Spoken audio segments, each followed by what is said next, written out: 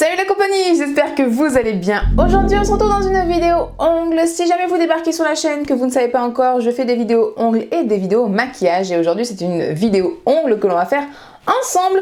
C'est en fait un tuto qui en même temps, en fait, c'est un tuto déco qui peut faire aussi renfort. C'est-à-dire que c'est un remplissage renfort et déco en même temps. C'est un 2 en 1, donc c'est hyper pratique, hyper rapide et en plus super joli. J'ai un petit objet en fait qui m'a inspiré cette déco que je vais vous présenter juste après. Allez, je parle pas plus et je vous laisse avec les images du tuto. C'est parti?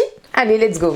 Pour le petit tuto du jour, c'est cet outil en fait qui m'a inspiré la pose. C'est un outil que je vous ai montré sur AliExpress et l'une d'entre vous qui m'en avait parlé. En fait, vous mettez à l'intérieur vos strass qui sont assez rigides et assez droits et vous venez en fait l'écraser avec ce petit bâtonnet et ça va donner la forme arquée qui va épouser parfaitement l'ongle. Voilà, bon, c'est pas un outil finalement que je trouve super parce que il faut quand même que ce soit une assez grosse déco pour que ça puisse bien s'écraser. En revanche, l'esthétique du petit outil, je l'ai trouvé magnifique et je me suis dit pourquoi pas essayer de reproduire ça sur les ongles. Je trouve ça vraiment très beau. Alors c'est parti, on va faire ça tout de suite. Pour cette déco, on va avoir besoin d'un vernis de couleur et d'une base transparente épaisse ou vous pouvez aussi utiliser un gel épais transparent mais plutôt auto-égalisant. Je pense que non auto-égalisant c'est un petit peu embêtant, quoique vous pouvez puisque vous pourrez de toute façon toujours le limer par derrière. Mais je vous conseille quelque chose quand même d'auto-égalisant, c'est plus simple, de bien transparent et de épais. Personnellement, j'ai décidé d'utiliser la base Rubber Stick de chez Beautylux parce que c'est une base qui est très épaisse. Pour la couleur, j'ai décidé d'utiliser la teinte Rapunzel de chez Modelone avec la gamme avec le bouchon en bois. C'est une couleur que je fais énormément ces derniers temps. C'est quand même un rose assez pastel, juste magnifique et parfait pour faire la déco que je souhaite faire. Je vais commencer par mettre une goutte de ma base sur ma petite plaquette et ensuite je vais mettre une goutte de mon VSP juste à côté, pas besoin de mettre trop de VSP hein. Et là avec mon dotting tool fin je vais venir en fait mélanger les deux matières ensemble, mais j'essaye de, de faire des petites vagues, des petits traits. Il faut qu'on voit quand même des traces du VSP, il faut pas que ça se mélange trop hein, au contraire. Je sais que la couleur violette sur le fond violet c'est pas super voyant, mais voyez un petit peu ce que je veux dire. Il faut qu'on voit quand même des traces, faut pas que ça se mélange complètement. C'est clairement la même méthode que dans mes dernières vidéos où je vous ai montré certaines décos avec les effets un petit peu marbre hein. C'est vraiment la même chose. D'ailleurs je vais venir prendre comme dans cette vidéo mon pinceau plat, voilà, qui est vraiment prêt à être utilisé, bien plat, de chez Born Pretty. Mon ongle est déjà tout préparé, j'ai déjà mis le nail prep etc.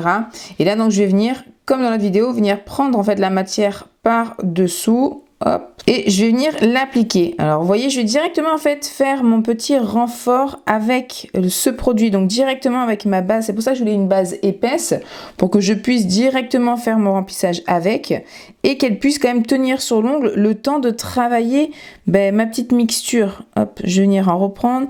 Faut pas non plus trop traîner, sinon ça va vite quand même couler dans les cuticules. Et donc vous voyez, j'ai mis quand même pas mal de matière en haut où je veux mon petit bombé, et après plus je suis descendue et plus j'ai été fine sur la quantité et l'épaisseur de ma petite base hein. Une fois que c'est fait, je mets à catalyser 30 secondes. Voilà ce que ça donne une fois que c'est catalysé. Vous voyez, ça fait vraiment des petits, un petit peu un effet marbre transparent en violet. Comme sur l'inspiration, on va venir en fait rajouter des petits traits blancs comme ça un petit peu qui se font à l'intérieur. Pour ça, je vais venir prendre ma base fibre en fait blanche multivitamine de chez Vasco, puisque celle-ci c'est une base blanche laiteuse. Je vais venir en mettre une petite goutte parce qu'elle est bien, mais je la trouve un peu trop laiteuse. Je voudrais un blanc un peu plus soutenu parce que quand ça va s'évaser, sinon on va plus rien voir. Donc pour ça, je prends là le vernis blanc numéro 94 de chez Beautylux, mais peu importe, hein, vous prenez un VSP blanc.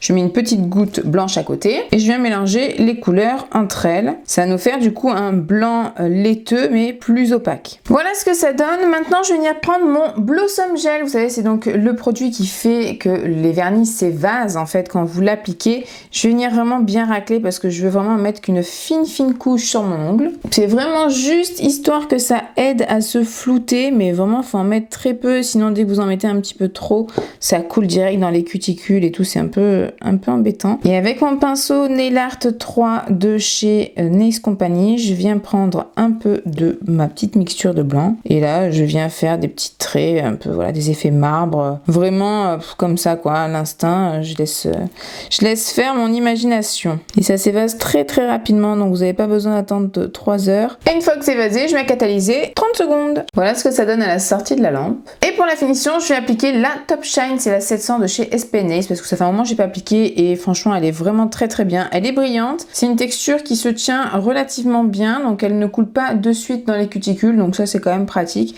Bon, bien sûr, si vous attendez trop, elle coule. Hein. J'ai laissé catalyser 120 secondes, j'ai appliqué de l'huile à cuticule et voilà ce que ça donne. Je trouve que ça représente bien mon petit modèle. À la limite, la couleur est peut-être légèrement rosée, contrairement à mon petit modèle en forme de cœur, mais je trouve ça super joli. La vidéo se termine ici, j'espère vraiment que ça vous a plu, je trouve ça vraiment super joli. Je sais qu'en vidéo, on n'arrive pas forcément à vraiment voir à chaque fois le rendu. Je trouve que c'est assez bien représentatif du petit objet que je vous ai montré, hein, vraiment de ce petit cœur là. Je trouve ça super sympa, super joli. C'est assez tendance aussi pour l'été, hein. Je pense que ça peut vraiment le faire, cet effet un peu marbre et cette couleur lilas. Moi je vous dis, c'est vraiment la couleur que je fais le plus, je crois, en ce moment sur mes clientes. Si jamais vous refaites cette déco, n'hésitez pas à me le dire, à m'envoyer les photos ou à me taguer sur Insta. Moi j'adore un petit peu regarder quand vous inspirez de mes petits tutos, de mes petites idées. J'adore regarder ça, donc n'hésitez pas. Et n'oubliez pas aussi bien sûr de me suivre sur Instagram si ce n'est pas encore fait, de liker la vidéo si ça vous a plu et surtout de vous abonner à la chaîne YouTube et d'activer la cloche pour être au courant dès que je sors une prochaine vidéo. Moi je vous fais d'énormes bisous et je vous dis à très bientôt. Bye!